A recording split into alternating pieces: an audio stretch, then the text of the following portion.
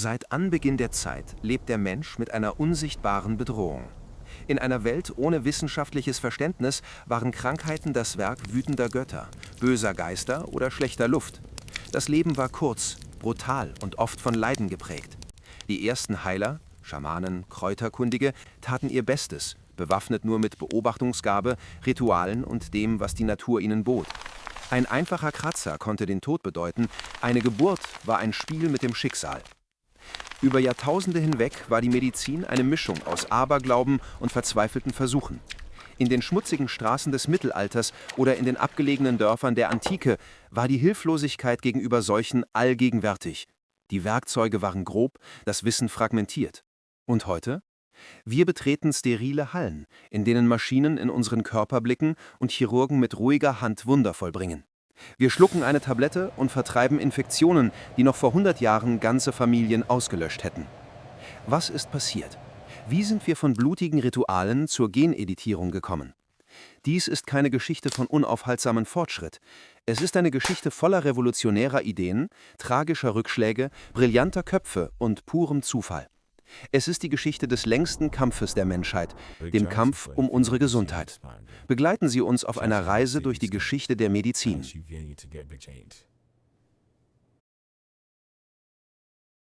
Die ersten Funken systematischer Medizin entzündeten sich in den großen Zivilisationen der Antike. Im alten Ägypten, schon tausende Jahre vor Christus, finden wir erstaunliche Aufzeichnungen.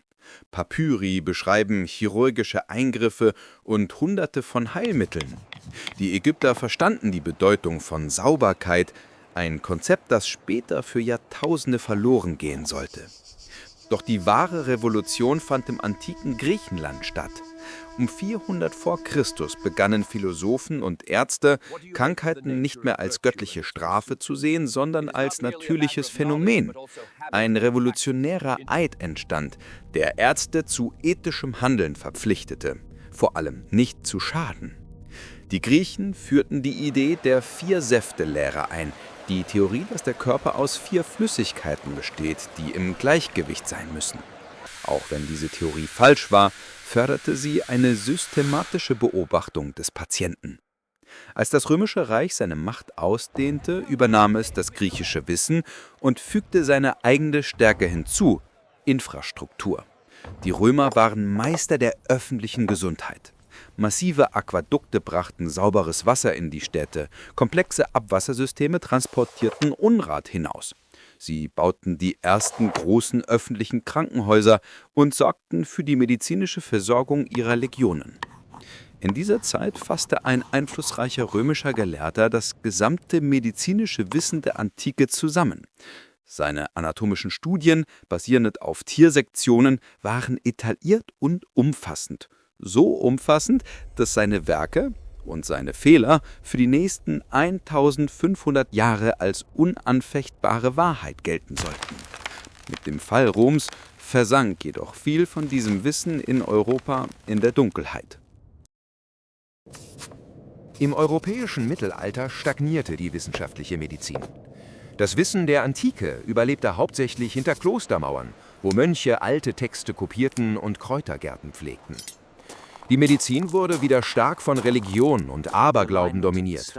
Die Untersuchung des menschlichen Körpers war oft tabu.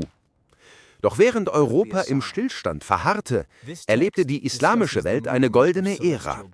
In Städten wie Bagdad, Kairo und Cordoba bewahrten Gelehrte das griechisch-römische Erbe, übersetzten es ins Arabische und entwickelten es entscheidend weiter.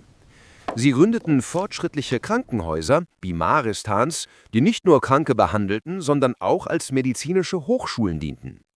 Diese Häuser waren sauber, organisiert und offen für alle, unabhängig von ihrem Glauben.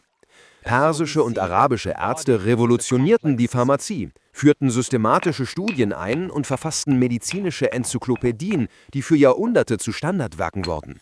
Sie entwickelten feinere chirurgische Instrumente und verstanden Konzepte wie Ansteckung. Mitte des 14. Jahrhunderts wurde Europa jedoch von der größten medizinischen Katastrophe seiner Geschichte heimgesucht: dem Schwarzen Tod.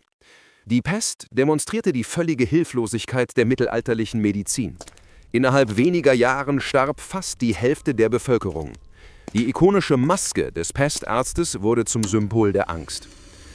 Diese Katastrophe erschütterte die Grundfesten der Gesellschaft und das Vertrauen in alte Autoritäten. Langsam begann das Wissen aus der islamischen Welt durch Handelsbeziehungen und Übersetzerschulen zurück nach Europa zu sickern und legte den Grundstein für ein neues Erwachen.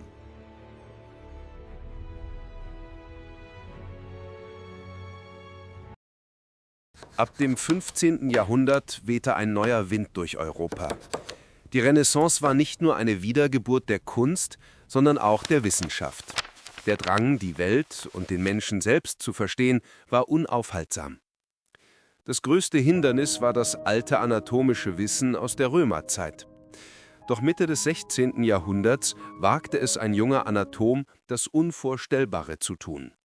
Er sezierte menschliche Leichen systematisch und verglich seine Beobachtungen mit den alten Texten. Er fand Hunderte von Fehlern. Seine detaillierten, kunstvollen Zeichnungen revolutionierten das Verständnis des menschlichen Körpers. Die Anatomie, wie wir sie kennen, war geboren. Der Buchdruck ermöglichte es, diese neuen Erkenntnisse schnell und weit zu verbreiten. Das Wissensmonopol der alten Eliten brach zusammen. Die Entdeckungen beschleunigten sich. Im 17. Jahrhundert widerlegte ein englischer Arzt die Vorstellung, dass Blut im Körper verbraucht wird und beschrieb stattdessen präzise den Blutkreislauf, das Herz als zentrale Pumpe. Zur gleichen Zeit blickten Forscher nicht nur in den Körper hinein, sondern auch in das Unsichtbare. Die Erfindung des Mikroskops enthüllte eine völlig neue Welt voller winziger Lebewesen. Zum ersten Mal konnte man sehen, was das Auge bisher verborgen hatte. Am Ende des 18. Jahrhunderts, im Zeitalter der Aufklärung, gelang ein weiterer Durchbruch. Ein Landarzt beobachtete, dass Menschen, die die harmlose Kuhpockenkrankheit überstanden hatten, immun gegen die tödlichen Pocken waren. Er testete seine Theorie und die Impfung war geboren. Zum ersten Mal konnte die Menschheit eine Krankheit aktiv verhindern, anstatt sie nur zu behandeln. Das 19. Jahrhundert brachte die industrielle Revolution, überfüllte Städte und neue Gesundheitsprobleme. Aber es war auch das Jahrhundert, das die Medizin von einem Handwerk in eine Wissenschaft verwandelte. Es begann jedoch düster. Krankenhäuser waren oft Orte, an denen man eher starb als gesundete. Chirurgen operierten mit schmutzigen Händen und Instrumenten und die Schmerzen waren unvorstellbar. Der erste Wendepunkt war die Entdeckung der Anästhesie. Mitte der 1840er Jahre zeigten Experimente mit Äther und Lachgas, dass schmerzfreie Operationen möglich waren. Dies erlaubte längere, komplexere Eingriffe.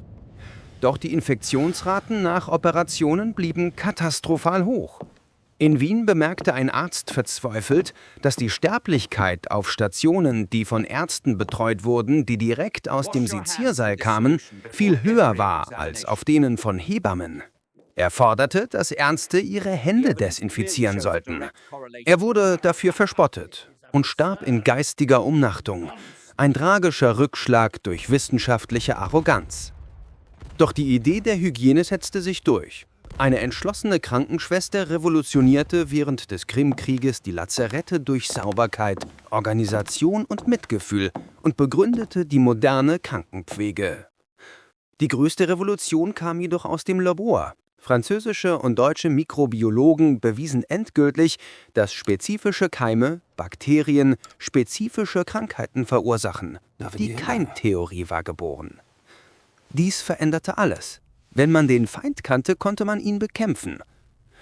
Inspiriert von der Keimtheorie führte ein britischer Chirurg die Antiseptik ein. Er begann, Operationssäle mit Carbolsäure zu desinfizieren. Die Sterblichkeitsraten sanken dramatisch.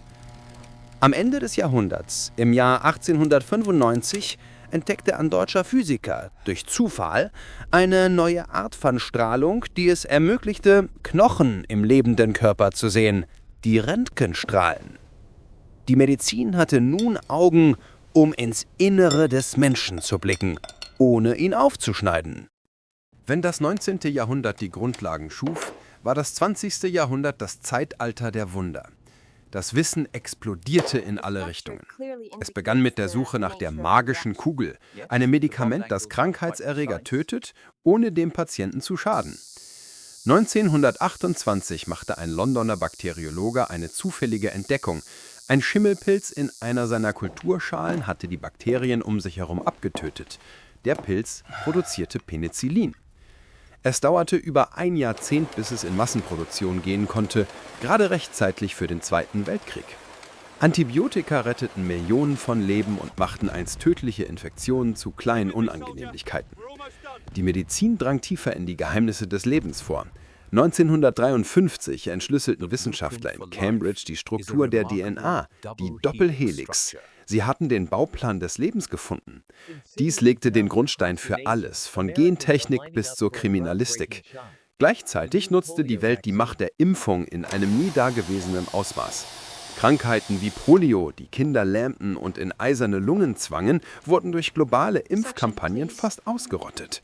Die Pocken, der Schrecken der Jahrtausende, wurden 1980 offiziell für besiegt erklärt, einer der größten Triumphe der Menschheit.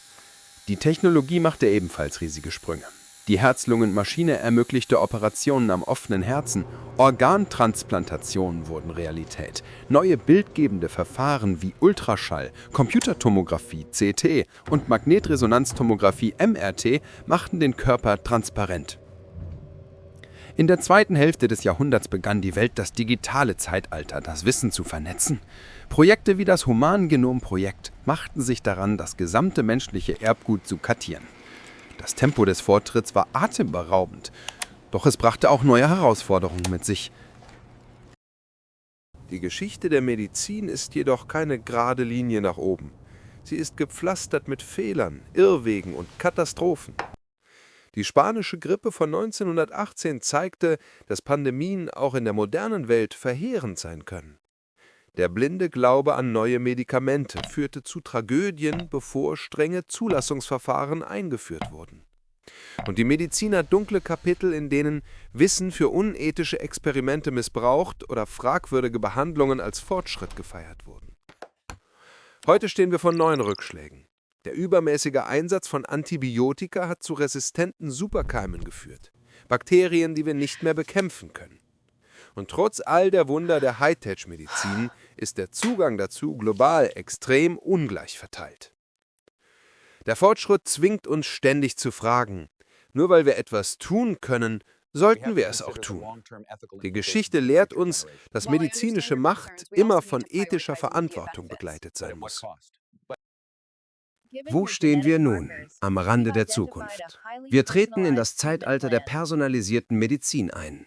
Behandlungen werden nicht mehr für den Durchschnittsmenschen entwickelt, sondern maßgeschneidert auf unser individuelles genetisches Profil. Künstliche Intelligenz revolutioniert die Diagnostik, erkennt Muster in medizinischen Scans schneller und präziser als das menschliche Auge. Werkzeuge wie CRISPR, die Genschere, versprechen, genetische Krankheiten direkt an der Wurzel zu heilen, werfen aber auch tiefgreifende ethische Fragen auf. Roboter assistieren bei Operationen mit übermenschlicher Präzision. Und vielleicht werden eines Tages Nanobots durch unsere Blutbahnen patrouillieren.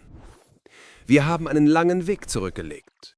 Von den ersten Versuchen, Wunden mit Kräutern zu bedecken, über die Entdeckung der Keime bis zur Entschlüsselung unseres eigenen Codes. Die Geschichte der Medizin ist die Geschichte menschlicher Neugier, unseres Mitgefühls und unseres unermüdlichen Willens zu überleben. Der endlose Kampf geht weiter.